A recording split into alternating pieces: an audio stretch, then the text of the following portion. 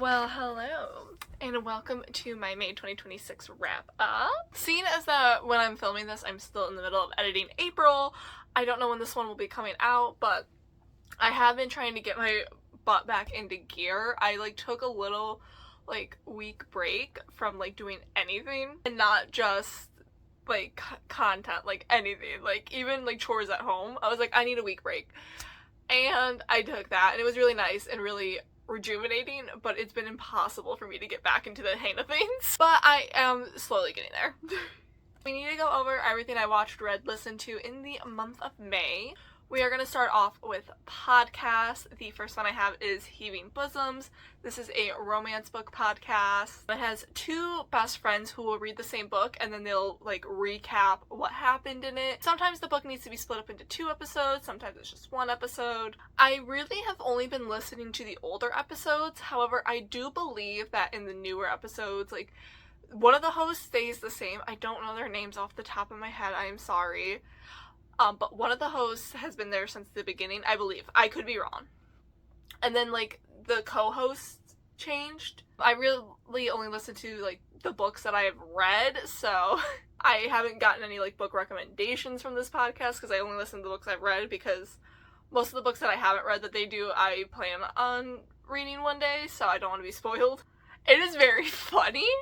These women are hilarious. It literally, when you're listening to this podcast, it feels like you're in a sit-down conversation with your 2 best friends. It's so funny. I was laughing so much listening to this. It literally feels like a conversation between friends that you're in the middle of. It's also completely unhinged. They will say the most unhinged shit. Again, it feels like you're talking to friends. Your Discord server is about to be leaked, so beware. But I highly, highly recommend this podcast. I do love it. I give it a 5 out of 5. And then the other podcast I listen to is a classic around here. It is Back to the Bar. This is a Dance Moms recap podcast, as we know, because it's a classic around here. I talk about it almost every month. It's hosted by Christy Lukasiak and Kelly Highland, who were on the first 4 seasons of Dance Moms, and then Christy came back for season 7, I believe. I just finished, as of recording this, the last episode I listened to was the episode where they recapped the Rosa Parks dance, which if you're a Dance Moms fan, this is an infamous dance episode. It's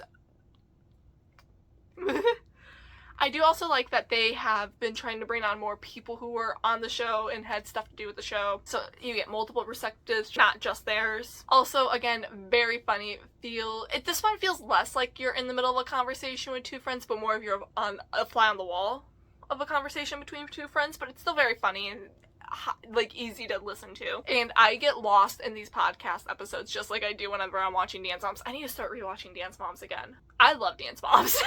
But I love this podcast, as you know, 5 out of 5. Moving on to movies, the first movie I have is The Devil Wears Prada 2. This is the long-awaited sequel to the classic The Devil Wears Prada, as you can probably tell. It follows the main 4, and some new characters, but mostly the main 4, as they are being thrown into this changing environment of fashion and social media and stuff like that, and how they have to adapt to it. Andy is very much struggling with the decline of written media for social media, and she is trying to find where herself as a journalist stands in this modern age. Miranda is struggling with being PC, let's all just be honest. And Emily is now in retail sales instead of the fashion influencer industry. Andy is sent back to Runway to start writing articles for them to help build back up their reputation after a major scandal hit that was kind of Miranda's fault. If you watched my wrap-up from last month, you will know that I am a huge fan of the original Devil Wears Prada. I was one of those people that for the longest time I never watched the movie because I'm like, I like rom-coms, they're just not my favorite. I say that and then 10 Things I Hate About You, which is a rom-com, is my favorite movie of all time. I like rom-coms, they're just not my favorite, they're not something I ever seek out, but I was like, you know what, I need to watch The Devil Wears Prada because I thought it was a rom-com when I watched it. Little did I know, it's not a rom-com. This one is not a rom-com either. They're more female coming-of-age films, so I guess that's why it kind of gets lumped in with that, but they're coming-of-age films. They're not rom-coms, if that makes sense. The major themes in this movie in particular are adaptation to change and social media. I will say overall, I felt like the characters were very true to their original selves. Obviously, people change, they get older, they have, they change. But I feel like at the core, the characters were very much similar. I will say there is one outfit in particular, but a lot of Miranda's outfits, I was like, Miranda Priestley would never wear that. And the one outfit in particular I'm thinking of, I think it was like a tassel jacket or dress or something like that, but I'm like, Miranda would never wear that. That looks like a fashion trend. And Miranda never really wore, in my opinion, in the original movie, fashion trends. She wore fashionable clothing that was timeless. But other than that, I felt like it was very faithful character work overall. I really like this movie again. I do still think the original was better, but I don't hate this one. I would make, for when it comes out on streaming, a good double feature with the original. I would give it 4 out of 5 stars. Then next up, I have the 2021 edition of the Mortal Kombat movie. I rewatched this in preparation for Mortal Kombat 2. This one follows a character named Cole Young, who is not a character in the games. Let's just get that out of the way. But he is thrust into the world of Mortal Kombat by the Elder Gods because he is like a legacy of Scorpion or something like that. But what Mortal Kombat is it's a tournament between the realms in order to prevent them from invading each other. They have to win so many Mortal Kombat tournaments, which is like a fighting tournament, against each other in order to invade each other, but like the realms just say fuck it and invade each other anyway, so like it doesn't matter. But Cole is taken from his job of losing MMA fights. What a winner. And his family. But he's taken from that job in order to start training to participate in the next Mortal Kombat that's coming up. And that's really what this movie's about. It feels very slow at points, but this movie is like training for the tournament. This is not the tournament. There are some fight scenes in it still, but they don't really stand out in my opinion, especially, we'll get to it more in Mortal Kombat 2, but especially after watching Mortal Kombat 2, the fight scenes in this movie do not stand out to me personally. Other than Cole, this movie is full of like all your favorite Mortal Kombat characters. We have Sonya Blade, we have Jax, we have Kano, that motherfucker, we have Raiden, we have Liu Kang, so many good ones. Although Melina's a little bit of a disappointment because that's my main bitch. Her and Katana and Jade are like my favorites, so I was a little disappointed. However, even though my girl Melina was done dirty, I did still really like this movie. Like I said, it is like the setup for the tournament, so it is a little slow at points, but still overall I do recommend watching it. I gave it 3 out of 5 personally.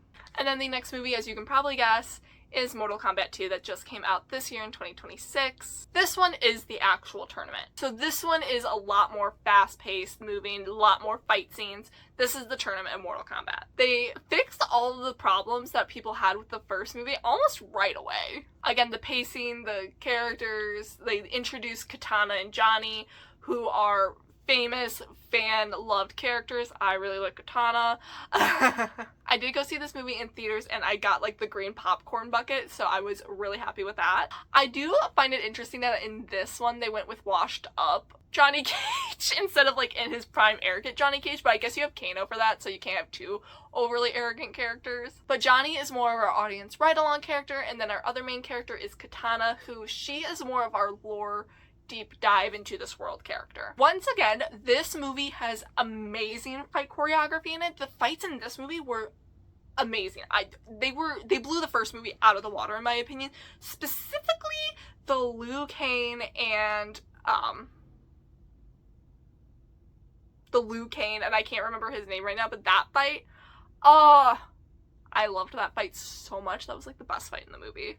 I would still like to see some more from certain characters, specifically Jade, just because like I said, Jade is one of my favorite characters in the games as well, so I would love to see more of her. But it wasn't like the writing for them was bad. It was more like they were like, she was just put in the back. But again, I really, really like this movie. This was like my favorite movie I watched this month. 5 out of 5 stars. I highly enjoyed my time watching this movie, and I cannot wait to watch it again. Moving on to television shows, I really only watched one show, but I watched both seasons of it that were out, and that is $1 Million Secret. This is basically Among Us with millionaires. Let's just be real. This is a Netflix reality show. It follows a group of people who are brought into like this old vintage, I don't know if it's vintage, but like this mansion, and they are gonna live there, and their job is to sniff out which one of them was given $1 million.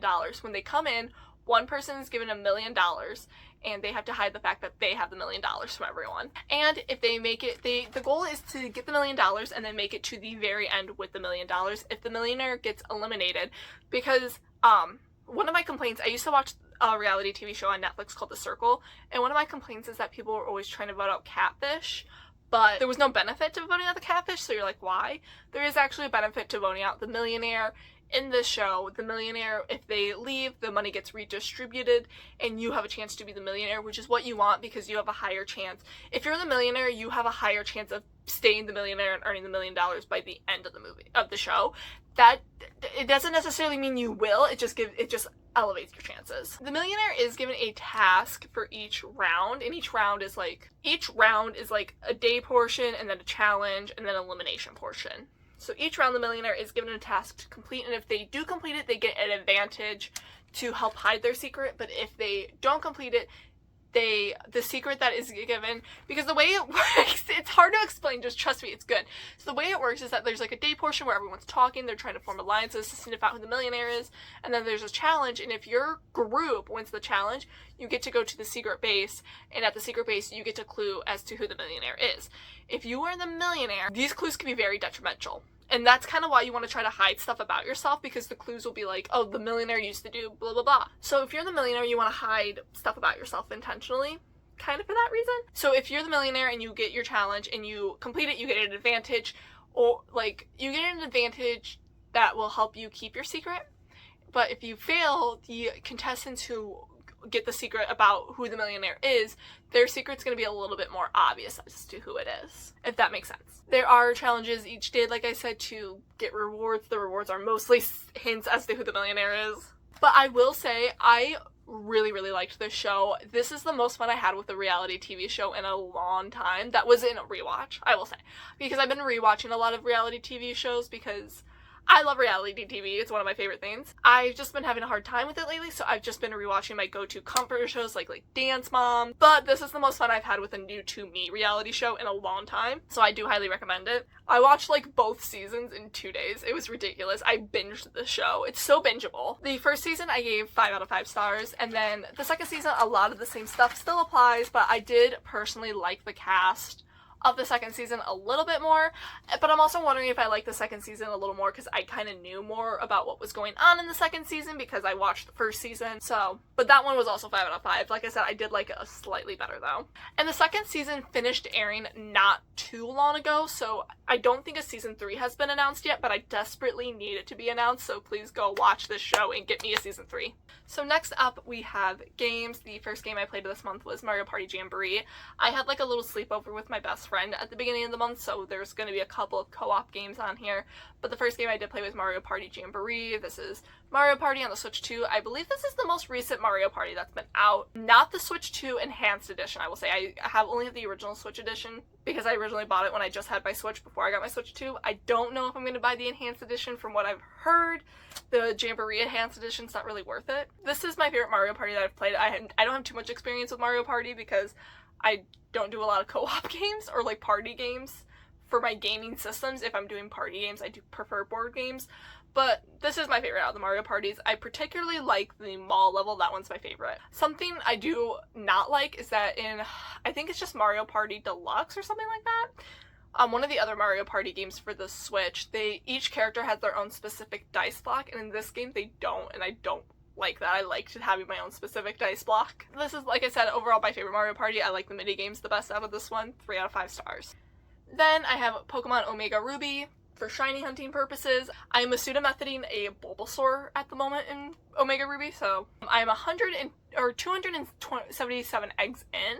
I've also been going to the lottery every day because I want another Master Ball because I don't feel comfortable going after legendaries without a Master Ball, and I know this could take a while because the percentage is not great for getting a Master Ball from the lottery, but I'm still gonna do it. 4 out of 5 stars. The other party game I played this month was Mario Kart World. Mario Kart is just not my favorite overall. I play it, I have a fun time with it. I just don't particularly like it. I think what I don't like about it is that I'm not good at it. And I'm a competitive person, so I'm not good at Mario Kart, so fuck that game. I really only have it because like everyone else in my life likes Mario Kart, so like my Switch is usually the Switch we used to play games on. So I have it. I don't ever play it by myself. So 2 out of 5. And then I also have Pokemon X.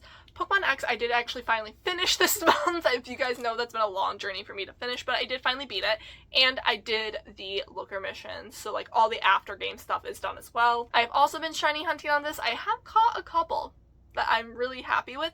I got a Dratini. So I do have a shiny Dratini. That's like my favorite one that I've gotten so far from this one.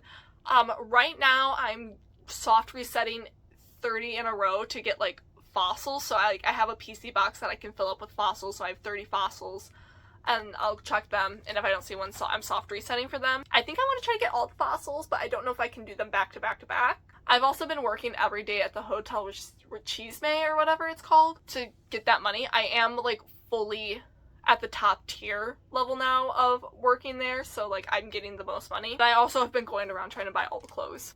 4 out of 5. I've been actually having a lot of fun post-game with X. More fun than I had actually playing the story. And then I have Pokemon Leaf Green. You all know I'm just still soft resetting for that Bulbasaur. I'm at 610 resets. I only really ever do it if I'm like watching a stream on Twitch or something anymore. Like, it's not something I ever sit down and like try to focus on. 3 out of 5. And then the next game I have is Mortal Kombat 11. I spent a lot of time on this game this month because I was like so hyped up after watching the Mortal Kombat movies. I have beaten the main story. I have not beaten the Aftermath story, which is like an add-on story.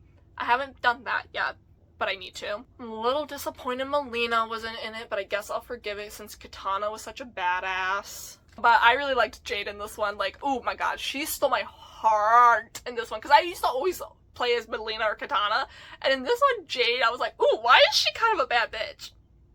It is a time travel story, which like I have feelings about, but I'm not really playing Mortal Kombat for the story. I'm playing to like beat people the hell up. Basically, like, the heroes are trying to save the world from being reset, and then by this one bitch who wants to reset it, and I don't know why she wants to reset it. This was actually my first time playing through a Mortal Kombat story, and I had a lot of fun doing it. I used to play a lot of Mortal Kombat as a kid, but it was always like fights with like my cousins or whatever. Like, we never played through the story. We were just fighting with each other. I will say I'm a little disappointed in myself because I always play games on medium difficulty, and then like if I replay them, I'll do easy if I want to just relive the story, or hard if I want to have a challenge.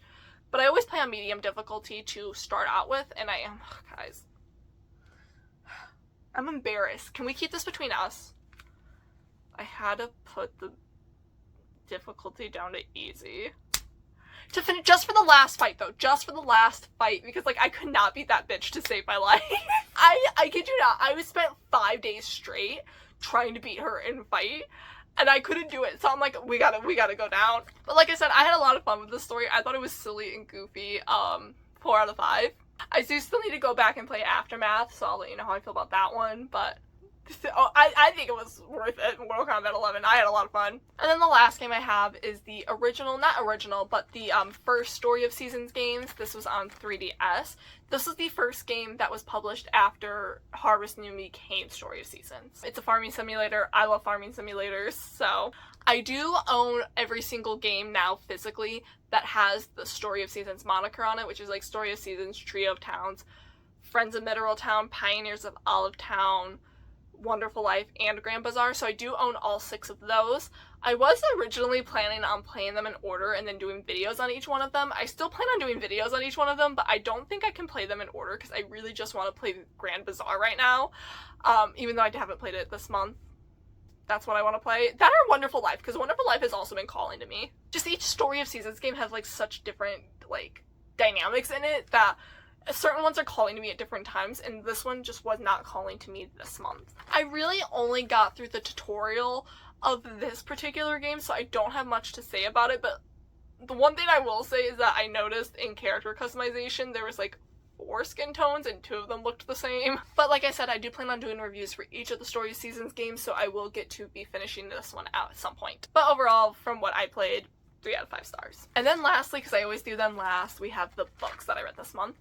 I will say this month I read a lot of kids' books because I'm kind of behind on my reading goal, and these books I had planned to read anyway, so I was just like, I'm going to read these quickly so that way I can catch up a little bit on my reading goal. So the first book I have is Mackinaw City Mummies. This is by Jonathan Rand. This is book 10 in the Michigan Children's series, which is like a children's book series that all are set in Michigan. They're set in different towns in Michigan, and there's just like different creepy crawly ghost school skeletons in each book. This one had mummies. This is a series from my childhood that I've been revisiting lately. I was doing it slowly. It has ramped up a little bit in the last couple of months because, like I said, I'm trying to catch up on my reading goals, so what better way? They are quick reads. They're usually around 150 pages each, but the font is so big on them that you can get through them in like a day. I will say, like, reading all of these books back to back to back to back to back, though, that you start noticing how repetitive they can kind of get. This one follows like two kids. It's usually two kids that it follows. This follows some kids who are in Mackinac City, obviously, and they're in the woods one day and they find like this ancient Egyptian relic. And first of all, they're like, what the hell is this doing here? You get the story about how it got there in the book, but like finding that relic awakens like an ancient Egyptian curse on Mackinac City that they have to figure out how to solve. I will say one thing too, and this isn't a slight against the books. Whenever I read one of these books, because they're for kids, so the text is bigger, and then I go back to reading like my books that are for like adults more, and I go to read their text size, which is smaller because it's for older people, I'm like, whoa, guys. But like I said, reading all these back to back to back, you just realize how repetitive they are, so this one I gave 2 out of 5. However, the other book that I read by this author, which is Great Lakes Ghost Ship, again, also by Jonathan Rand, book 11 in the Michigan Chiller series. This one I did like a little bit better than the other ones. This one follows a group of kids who go onto a ship under the impression they're going to take like a tour of this naval ship, and it's around Halloween. They're going to take a tour of this naval ship, and then it ends up zombies are on this ship, and ghosts and ghouls, and they have to hide from them and figure out a way off the ship even though all the passages are closing off. And like I said, this one I liked better because it felt different, and I'm not going to tell you why it felt different. If you read it, you'll know, but it felt different from the other ones. The story and direction of it were not what you come to expect from the series, and it was very refreshing to me personally. I gave this one a 3 out of 5. And then another way I've been trying to catch up on my reading goal for the year is I've been reading a lot of single issue comics that I have. And the one that I read this month was X-Men 160. This is by Chuck Austin with art by Salvador Larroca. Like I said, this is issue 160 in the X-Men series that was running, I think, in like 2004, but I could be wrong. I am really into comic books. I have like a whole shelf down here. You can kind of see it. Right there, you can kind of see it, but this is like my comic. Oh, I have all my single issues in long boxes over there, but I've also come to the realization that I don't like single issues comics. They're just too much more of a hassle for like taking care of and collecting and keeping up with. I do prefer trades, so I'm trying to slowly read through all my single issues. 1, 2, to catch up on my reading goal for the year, but also 2, so that I can go through them. And I do plan on keeping my single issues of like series that I really, really love. Like I've read Saga and Runaways in single issues. I'm keeping those, even though I do have them in trades. I am keeping those. And like sentimental series to me, but I'm going through them just seeing like what single issues I would be okay with getting rid of, because like I said, I'm just not into single issue collecting anymore. I was when I first got into comic books, hence why I have so many, but just as I got older, they're just too much of a hassle for me to keep up with and take care of and stuff like that. It's just easier for me to wait for the trades, even if I do have to wait longer than normal if I were just to read the singles. So that is probably what I'm going to be doing going forward. If it's a series I'm super, super into, I might still do singles, but I'm just more into trades at this point in my life. I will say also, I'm pretty sure this is actually 160 in this specific X-Men series. I think this X-Men series was called something else. And then when it got relabeled as X-Men, instead of like putting it back at number 1, they just carried the numbers over, even though the title wasn't the same. So, but it's very typical X-Men, like Days of Our Lives, you're watching a soap opera. That's what the X-Men really are. They're superhero soap opera. Because you have all these people living in one mansion. Like, yeah, there's gonna be a lot of drama, a lot of relationship angst. It just really hasn't gripped me. Some of my favorite X-Men are in it, like Emma Frost, not Jean Grey. Emma Frost, Rogue, Gambit. Nightcrawler isn't in it, I will say, and he's also one of my favorites. Juggernaut's in it, who's like one of my favorite villains, but whatever. That's kind of it. This one was alright. Again, it didn't grip me, but I wasn't in pain reading it. 3 out of 5. And then the last book I have is a book called All That Jazz by Tasha Boyd. This is book 3 in the Butler Cove series. However, this one is the only one that follows this couple. And I was looking up this series because I got this book for free on Kindle. So I was like looking up the series when I finished it because I'm like, there's a story here, because like they mention the sister and her past relationship and how she wants to get back with her ex who's a movie star. And I was like, oh, that's like a lot of detail to not have. It turns out this book takes place in the middle of their series. So like the first 2 books are about the sister and her movie star boyfriend, and then you have this book, which is, so the sister's name is Carrie Ann. So the first book is about Carrie Ann and her movie star boyfriend. The second book is about Carrie Ann and her movie star boyfriend. And then this book is about Carrie Ann's brother and Carrie Ann's best friend. And then the next book is about Carrie Ann and the movie star boyfriend. Okay? But as you can probably tell from what I just said, this is best friend's brother. This one is also small town, and It's Always Been You. There is also a time jump in this one. So like the first part of the book, the first 50 pages take place in the present time, and then the next 100 pages take place in the past to set up the couple more. And then the last 100 pages are the couple in the present time again. So we have Jazz, who works multiple jobs to help keep her family afloat. Her mom is also working multiple jobs. She's getting ready to graduate high school, and all she wants is her dad to like reach out and message her again. Her dad is like a traveling photographer, so he's always traveling. He barely gets to see her anymore, but she still loves him so much, but she hasn't heard from him in a while, and she's like, what the fuck? Jazz is also kind of the adult of her household. Her mom is there, and her mom does help out like with bills and stuff like that, but she's very irresponsible. The only consistent thing in her life is her best friend Carrie Ann, who the other books in the series are about. But Carrie Ann lives with her grandmother because Carrie Ann's parents passed away. So she lives with her grandmother and her older brother. I will say I did just say that the parents passed away, but there's not really a trigger warning for that in this book, at least, because it's already happened. And this book is solely told in Jazz's POV. The Carrie Ann's parents' death doesn't hit you as hard. I will say there's like other parental stuff going on in this book that can hit you hard, so I would still look up trigger warnings for this book. But Carrie Ann's whole family, her brother and her grandmother, all view Jazz as part of the family as well, and Jazz views them as her family as well. She's very close to them. She like comes and goes as she pleases from their house. But Jazz is very like upset with Carrie Ann's brother Joey, who like she's like, I don't need you to look out for me. He's like, but I'm gonna. I hated that. But it is the summer before Jazz is planning on going to college, and she has this like bucket list of things she wants to do before she goes to college. Like the topmost one, and the one she brings up all the time, is like sleeping with someone. Girl, it is not that big of a deal, and it's a lot better to like wait than like hurry it up. She is determined to get this done, much to the chagrin of Carrie Ann's brother Joey, because he's like, no, you shouldn't do that. And he's also one of those guys who's like, well, the first guy you sleep with, you're gonna fall in love with, so you need to wait for the one. I hated that. That was... So they're both on like 2 very opposite ends of the spectrum, where she's like, it doesn't matter, and he's like, it matters more than anything else in the world. And I was like, guys, it's actually in the middle. Joey is 1, determined to stop Jazz from this goal of hers, but then 2, he's like, well, Jazz, I need you to actually pretend to be my girlfriend, because I have this crazy ex at college, and she followed me back to Butler Cove. They live in a place called Butler Cove. She followed me back here, so I need you to pretend to be my girlfriend, so she leaves me alone. And Jazz is like, oh, she kind of begrudgingly does it. I didn't mind this book, I will say. When we were in the present time in the beginning and then at the end, I didn't mind this book. I thought it was alright. It wasn't anything spectacular, but I thought it was alright. It was when we were in the past and they were kids, and I get they were dumb college kids and like about to be college kids, but it didn't make it any easier to read. They were just so messy, and they were like, it was so difficult to read at some points. And like, if you watch my last month, I talk about this book called By the Book that was difficult to read, but I could read it quickly. This one I could not read quickly, even though it was difficult to read.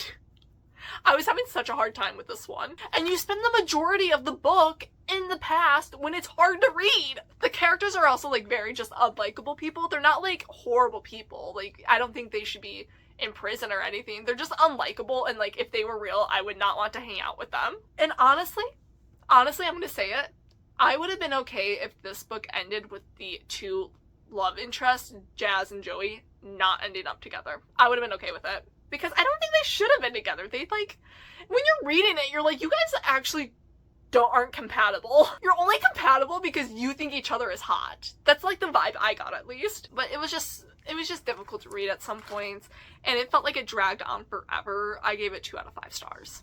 But that is everything that I have for this wrap up. I am working on some reading vlogs. I am actually planning on, after I turn off this camera for this one, I'm planning on starting a new reading vlog for something I'm very excited about. I'm trying to figure out a schedule, but I don't really want to hold myself to a schedule. So it's hard for me to hold myself to a schedule for hobbies, but I do want to try to hold myself to a semi-schedule for this, but we'll see. So I'm hoping to be more consistent for the rest of the year. Yeah, but I will see you all next time. Again, if there was anything in this video that you want to see a personal review on, like just solely that one item, if there's something you want me to read, watch, listen to for next month, leave any of those down below. But other than that, I will see y'all next time. Go follow my other social media accounts. My link tree is down below as well, and make sure to like, comment, and subscribe.